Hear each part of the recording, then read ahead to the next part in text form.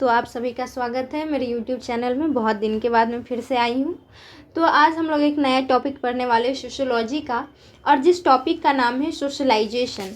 इस टॉपिक में हम लोग पढ़ेंगे सोशलाइजेशन के बारे में, उसके मीनिंग, डिफिनेशन और उसके जो डिफरेंट स्टेज हैं। साथ ही साथ हम उनकी जो एजेंसियाज हैं उनको पढ़ने वाले हैं। तो हम लोग ऐसे शुरू करते हैं कि किंग्सले डेविस जो है वो कहते हैं कि socialisation refer to the process by which an individual is socialised और हिज सोशलाइजेशन इज डन। यानी कि सोशलाइजेशन एक ऐसा प्रोसेस है जिसके द्वारा किसी इंडिविजुअल का या तो सोशलाइजेशन किया जाता है या जिससे वो सोशलाइज्ड हो जाता है। इसी प्रोसेस को हम लोग क्या बोलते हैं? सोशलाइजेशन।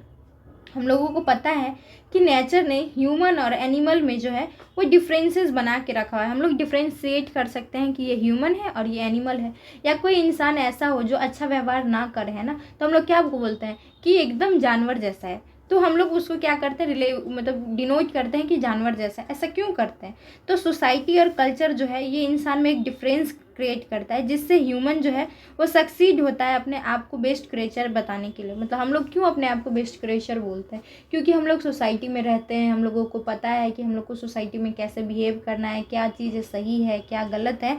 तो ये जब डिफ्रेंशिएट कर पाते हैं ना, और वो डिफ्रेंशिएशन कब होता है? जब हम लोग सोसाइटी में रहते हैं, उनकी कल्चर को सीखते हैं ना, नॉर्म्स एंड वैल्यूज़ के बारे में जानते हैं, और जो इसको फॉलो नहीं करते हैं तो हम लोग क्या बोलते हैं? एकदम जानवर है, मतलब जानवर से भी बदतर है। तो ये जो डिनोशन है ना, वो हम लोग तब करते हैं की होता है वो हमेशा क्या करता है, एक जूलॉजिकल चाइल्ड जो होता है उसको क्या करता है, एक्सेप्ट करता है, और उसको धीरे धीरे जो है ग्रेजुअली जो है क्या करता है, एक जूलॉजिकल बीइंग से एक सोशल बीइंग में बर्थ करता है, मतलब उसको नया रूप देता है। जब हम लोग को पता है कि जब कभी भी कोई बच्चा जन्म लेता है तो उसमें कोई भी सोशल क्वालिटीज़ जो होती है वो नहीं होता है। उसको नहीं पता कि सोसाइटी उससे क्या एक्सपेक्टेशन कर रही है, सोसाइटी उससे क्या चाहती है, उसको कुछ नहीं पता होता है।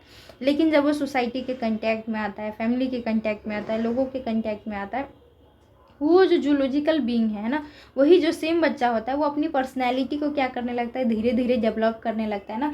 ग्रेजुअली जो ह्यूमन क्वालिटीज़ है, जो ह्यूमन बिहेवियर है, कैसे सोचना चाहिए, क्या सोचना चाहिए, क्या सही है क्या गलत है, क्या वैल्यूज़ है, क्या आइडियल्स है, उस सब के बारे में धीरे धीरे उस चीज़ को एडेप्ट करता है। फिर वो क्या होता है, वो सोशलाइज हो जाता है। इसी प्रोसेस को हम लोग बोलते हैं सोशलाइजेशन, और इस चैप्टर में हम लोग इसी चीज़ के बारे में पढ़ने वाले हैं।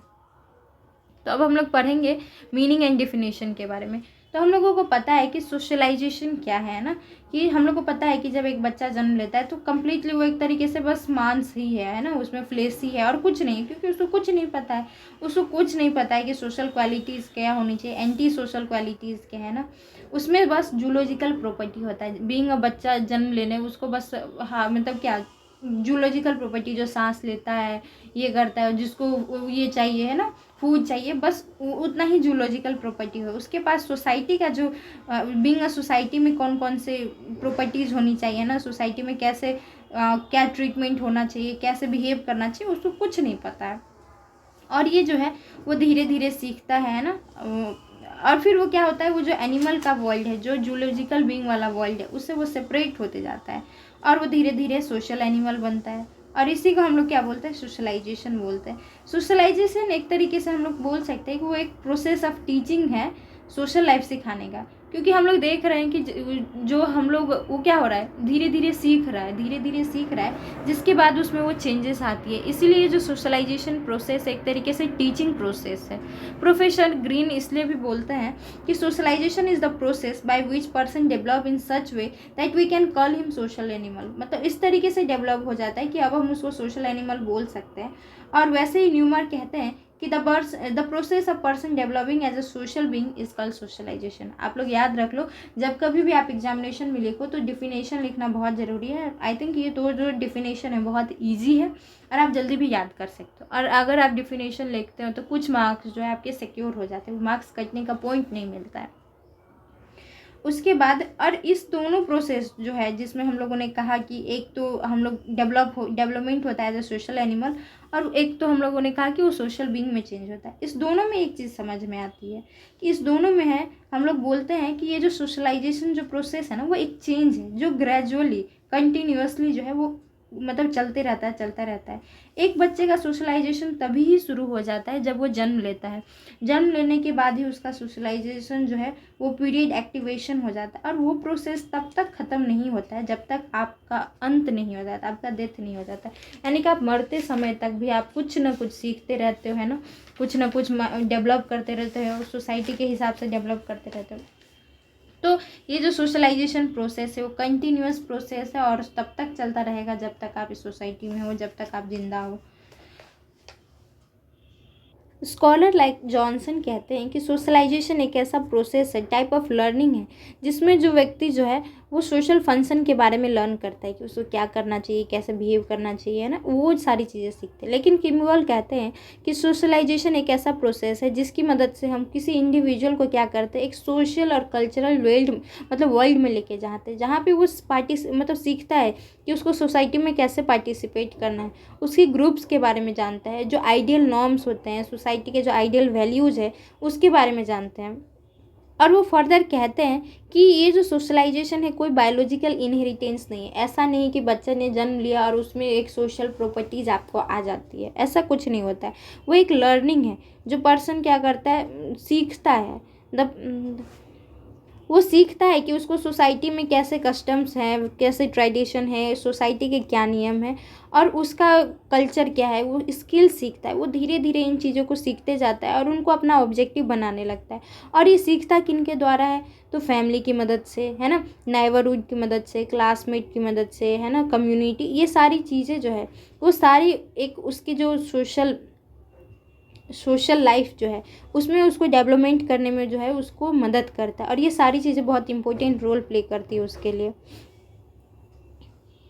और क्या बोलते हैं, कुछ साइंटिस्ट ये भी मानते हैं कि सोशलाइजेशन में इंटरेक्शन का जो एस्पेक्ट है वो बहुत ही ज़्यादा इंपॉर्टेंट है। जैसे एक बच्चा अगर कुछ सीख रहा है तो वो कैसे सीख रहा है, कोई चीज़ों को देख रहा है ना, किसी से बात कर रहा है, उसके साथ वो चीज़ें उसको समझ में आती है, उसको क्या करना चाहिए क्या नहीं करना चाहिए। जैसे हम लोग कुछ इंटरेक्शन देखते हैं, मान लीजिए कि कोई एक आदमी है जो अपने माँ बाप को क्या कर रहा है, तिरस्कार कर रहा है, उसको हेलना कर रहा है ना, उसके साथ अच्छा दुर्व्यवहार नहीं कर रहा है। तो कोई दो व्यक्ति जो होंगे वो एक दूसरे में बात करेंगे कि हाँ ये बेटा कितना ख़राब है, ऐसा उसको नहीं करना चाहिए।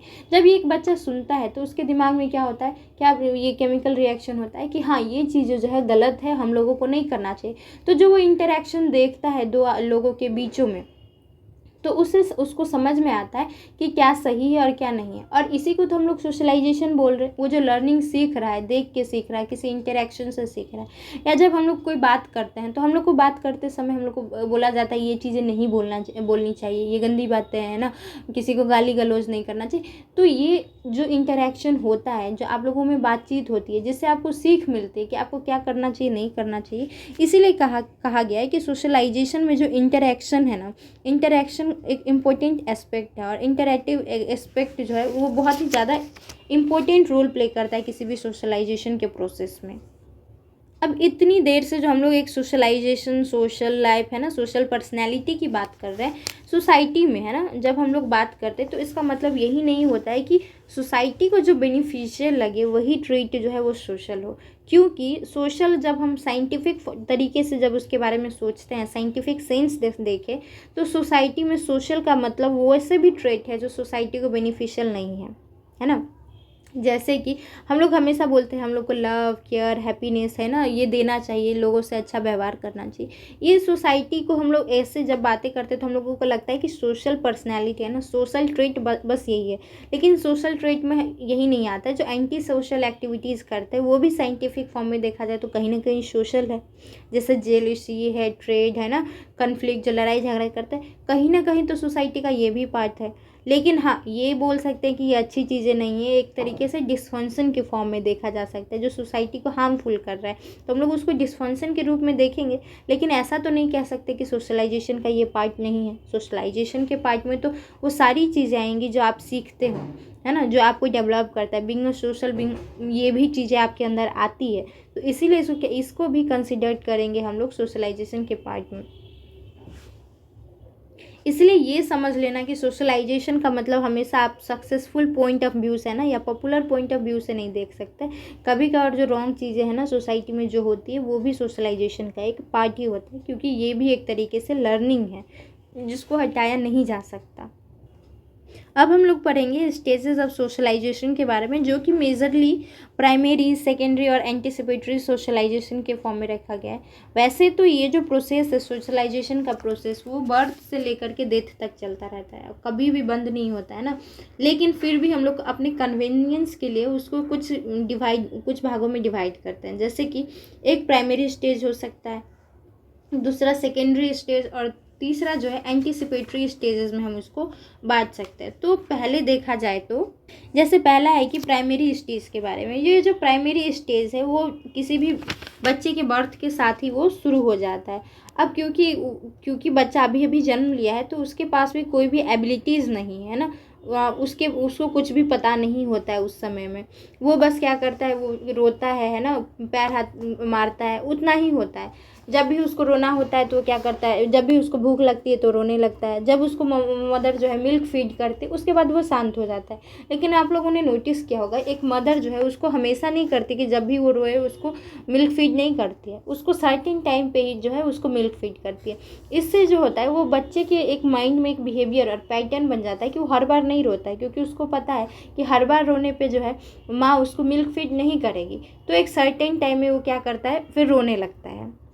और यहाँ पे जो कन्वर्सेशन होता है वो बच्चे में और माँ में, वो क्या होता है, रो के होता है, वो ओरल फॉर्म में होता है। तो एक तरीके से तो ये प्राइमरी स्टेज है। इस प्राइमरी स्टेज को भी हम लोग दो भागों में बांटते हैं, जो कि मेजरली ये जब बच्चा रोता है ना, उसको बोलना नहीं आता है, उसको क्या बोलना है, उसको जो नॉलेज नहीं होता है, तो उसको हम लोग बोलते हैं ओरल स्टेज। ओरल स्टेज इसलिए बोलते हैं क्योंकि बच्चा जो मैक्सिमम कम्युनिकेशन जो करता है ना, या जो लिसनिंग करता है वो कैसे करता है, वो रो के करता है। और माँ भी उसको कुछ कुछ बोल करके, उसको क्योंकि ज़्यादा दिखता नहीं है, समझ में नहीं आता, तो जो माँ बोलती है तो उसी से वो कम्युनिकेट करता रहता है। इसी वजह से हम लोग इसको ओरल एज भी बोलते हैं। और ये यूजुअली प्राइमरी एज में होता है, इसको प्राइमरी स्टेज में आता है। और इसमें बच्चा यूजुअली बहुत कम उम्र का में भी हो सकता है, 1 साल 2 साल वाला जो सर्टेन पीरियड है उसको हम लोग बोलते हैं ओरल स्टेज, जिसमें बच्चा ज़्यादा बोल नहीं सकता है, मतलब ज़्यादा कुछ नहीं कर सकता, वो अपना ओरल के फॉर्म में ही अपना बात जो है वो बोलने की कोशिश करता है और अपने कन्वे करने की कोशिश करता है। अब इसी प्राइमरी स्टेज में ही एक और स्टेज आता है जिसको हम लोग बोलते हैं एनल स्टेज। तो इस स्टेज में हम लोग क्या करते हैं, बच्चे को यूजुअली जब वो थोड़ा बड़ा हो जाता है तो उसको कैसे, कहाँ पे जाना है, कहाँ पे खाना पीना है, कहाँ पे वॉशरूम करना है, ये जो बेसिक एक्टिविटीज़ है हम लोग उसको सिखाते हैं। इस स्टेज में बच्चा थोड़ा रिकॉग्नाइज करने लगता है कि हाँ, मतलब अब वो कौन सा जेंडर का है, उसको थोड़ा सा डिफ्रेंशिएशन होने लगता है हल्का फुल्का, कि हम लड़का है लड़की। हम लोग थोड़ा सा उसको अब थोड़ी थोड़ी चीज़ें सिखाने लगते हैं कि ये पापा है, ये नाना है, ये मामा है, इनसे ये बात करनी है। मतलब वो हल्का हल्का जो रिकॉग्नाइज करने लगता है, हम लोग उससे बात करते हैं, आप बेटा हो, आप बेटू हो, तो वो सारी चीज़ें जो है हम लोग सिखाते हैं। तो ये 2 स्टेजेस है अगर प्राइमरी स्टेजेस में भी देखा जाए तो। एक है ओरल स्टेज जिसमें बच्चा कुछ नहीं बोल सकता है, रोता ही है, और उसी के थ्रू अपना मैसेज जो में भी उसको इरिटेशन हो रहा है तो वो अलग तरीके से रोता है, जब उसको भूख लगी रहती है तो वो अलग तरीके से रोता है। तो वो मैसेज जो कन्वे हो रहा है वो ओरल फॉर्म में हो रहा है। फिर दूसरा हम लोगों ने बात किया एनल स्टेज में, जिसमें पेरेंट्स जो है उसको कहाँ पे क्या वॉशरूम करना है ना, थोड़ा सा आइडेंटिफिकेशन होता है अपने जेंडर के बारे में। फिर हम लोग को किससे, मतलब कौन हमारे क्या लगते हैं, हम लोग जो थोड़ी थोड़ी बातें करते हैं, इसको हम लोग बोलते हैं एनल स्टेज में। फिर आता है सेकेंडरी स्टेज, फिर तीसरा आता है सेकेंडरी स्टेज। अब सेकेंडरी स्टेज को भी मैं इसको 2 तरीके से बांटना चाहूँगी कि एक तो है आइडेंटिफिकेशन स्टेज। आइडेंटिफिकेशन स्टेज में जो है आपका ये जो मैं क्या हूँ वो वाला जो कंसेप्ट है वो ज़्यादा स्ट्रॉन्ग हो जाता है ना। आप फिर नए वॉल से कन्वे करने लगते हो, आप बाहर खेलने जाते हैं लोगों के साथ, स्कूल थोड़ा बहुत जाने लगते हो, फिर आप फ्रेंडशिप करने लगते हो, है ना। आपको पता है कि दादाजी को प्रणाम करना है, ऐसे करना है, वैसे करना है। तो ये छोटी छोटी चीज़ें हैं जो बच्चे मतलब सीखने लगते हैं। इसमें क्या होता है, चाइल्ड जो है वो पेरेंट्स को कॉपी करके टीचर जैसे मतलब पढ़ाते हैं, वो चीज़ें सिखाते हैं, उनको कॉपी कर करके एक नया एक्सपीरियंस जो है वो एक्यूमुलेट करते जाते हैं, वो बहुत सारी नई चीज़ें को जो है सीखते जाते हैं। अब तो सेकेंडरी स्टेज में हम लोगों ने एक तो बात की आइडेंटिफिकेशन स्टेज, जिसमें वो अपने जेंडर को लेकर भी और भी एश्योर हो जाते हैं और भी बहुत सारी चीज़ें सीखते हैं ना। वो बाहर के वर्ल्ड के साथ इंटरेक्शन करते हैं, बहुत सारी चीज़ें, बहुत सारे एक्सपीरियंस जो है वो गेन करते हैं, फ्रेंड्स बनाते हैं। अब जो है नेक्स्ट है एडोलसेंस स्टेज। एडोलसेंस स्टेज जो है वो मतलब एक न्यू बॉर्न की एक नया लाइफ की तरह ही होता है, जिसमें आप बहुत ही ज़्यादा फिजिकल चेंजेस के द्वारा भी जाते हो और एक मेंटल इमोशनल लेवल पे भी जाते हो। आप यहाँ पे बहुत ज़्यादा हार्मोनल अप्स एंड डाउन्स, बहुत सारे जो एक्सपीरियंस है पहले एक्सपीरियंस करते हो, है ना। आपकी बॉडी में चेंजेस आते हैं, फिर जिसकी वजह से आप थोड़े से डिस्कम्फर्ट भी फील करते हो, कभी कभार साइनस भी फील करते हो। इसकी वजह से आप क्या करते हो, आप बहुत ही ज़्यादा डेलिकेट फील करते हैं ना। इसमें आप बहुत ही ज़्यादा, आपका जो बिहेवियर होता है वो धीरे धीरे चेंज होने लगता है। कभी कभार आप इरिटेटिव फील करते हो, है ना। और फिर आप अपोजिट सेक्स के लिए जो है वो थोड़ा सा अट्रैक्शन फील करते हो। आपके जो बिहेवियर है, पैटर्न है, थोड़े थोड़े चेंज होते हैं ना, हेजिटेट होने लगते हो आप। और ये जो है वो सबसे ज़्यादा डेलिकेट स्टेज माना गया है। और इसमें बोला जाता है कि लोगों को अपने आप पे ध्यान देना चाहिए ना, क्योंकि आप में इनसिक्योरिटीज़ बढ़ जाती है। तो ये सारी चीज़ें है, ये जो स्टेज है बहुत ही डेलिकेट होता है। लोगों को, है ना, पेरेंट्स को भी इस स्टेज, जब बच्चे होते हैं तो उनको बहुत केयर करके रखना पड़ता है। और लास्ट है एंटीसिपेटरी एज। एंटीसिपेटरी स्टेज तब शुरू होता है, एंटीसिपेटरी स्टेज जो है वो तब शुरू होता है जब आप किसी और व्यक्ति से जो है विवाह करते हैं। जब आप विवाह करते हैं तो आप पे अपनी तो रिस्पॉन्सिबिलिटी होती ही है, जो आपकी नई पार्टनर है उसकी रिस्पॉन्सिबिलिटीज़ तो होती है, साथ ही साथ दो फैमिली की भी रिस्पॉन्सिबिलिटी बढ़ जाती है।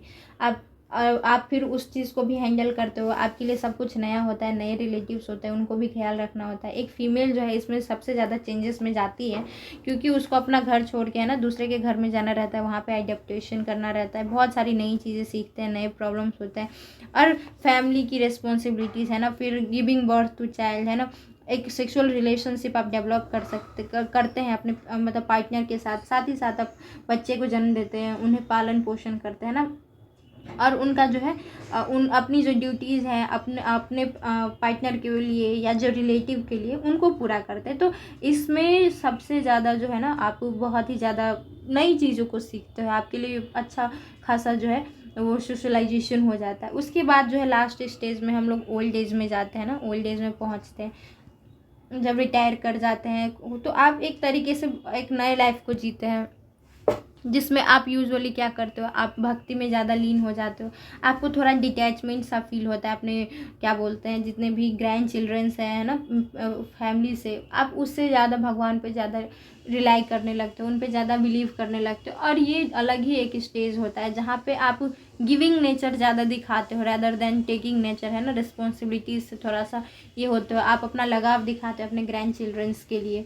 तो ये जो है last stage of the socialisation है। और ये भी एक इम्पोर्टेंट एस्पेक्ट है, क्योंकि आप खुद सोशलाइज होते होते भी आपके जो नए जनरेशन हो उसको सोशलाइज होने में मदद करते हो। आप अपने ग्रैंड चिल्ड्रंस को स्टोरी सिखाते हो, उनको मैनर सिखाते हो, उनको प्यार करते हो।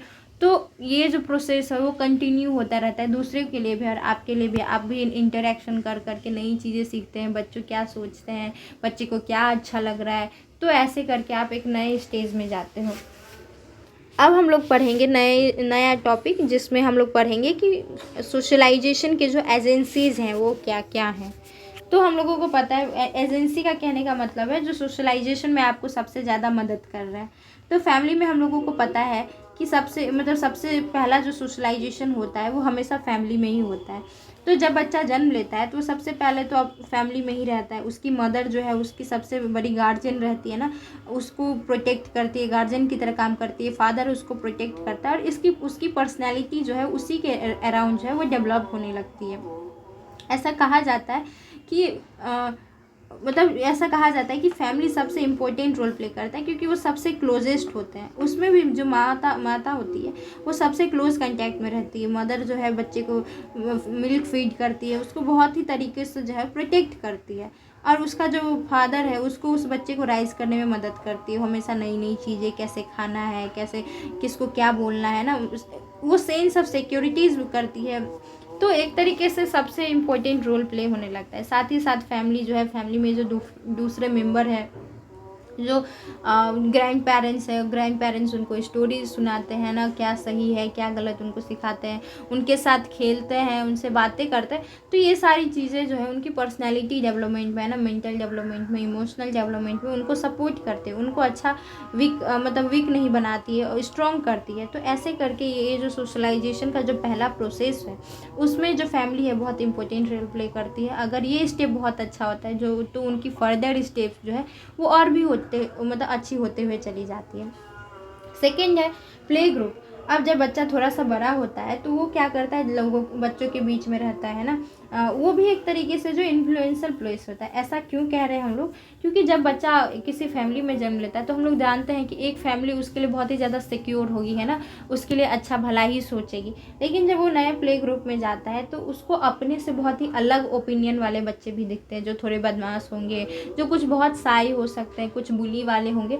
तो वो नया एस्पेक्ट उसको मिलता है, वो वहाँ पे लड़ता झगड़ता भी है ना, नए लोगों को साथ रहता है। फिर उसको साथ साथ उसको पता चलता है कि कैसे मिल के रहना है, साथ में मिल के खेलना है।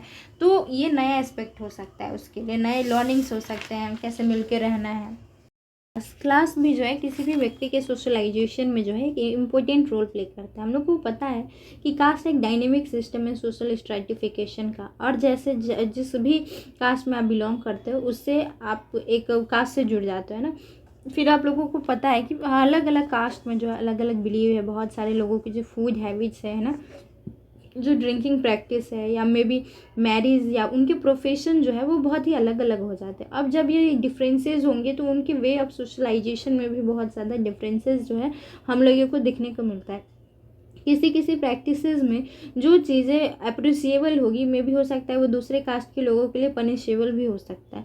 तो इसीलिए हम लोग बोलते हैं कि जो भी कास्ट से आप बिलोंग करते हैं ना, जो क्लास से बिलोंग करते, तो उससे आपका जो सोशलाइजेशन है, किसी इंडिविजुअल का जो सोशलाइजेशन होता है उसमें एक डिफरेंस क्रिएट मिलता है हम लोगों को।